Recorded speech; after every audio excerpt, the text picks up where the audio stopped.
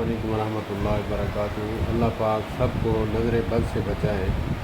نظر کے حوالہ سے عرب کا مقولہ ہے، اکثر وہ کہتے ہیں کہ موت کے بعد اگر خطرناک چیز ہے تو وہ نظر ہے۔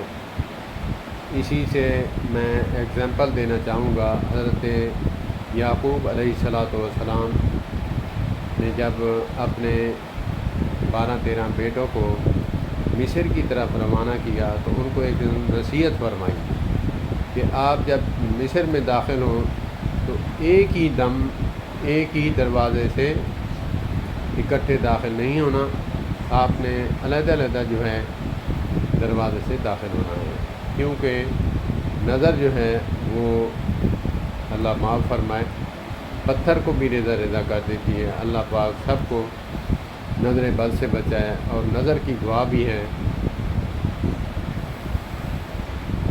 ویسے تو آپ آیت الکرسی پڑھ سکتے ہیں، لیکن حفاظت کے لیے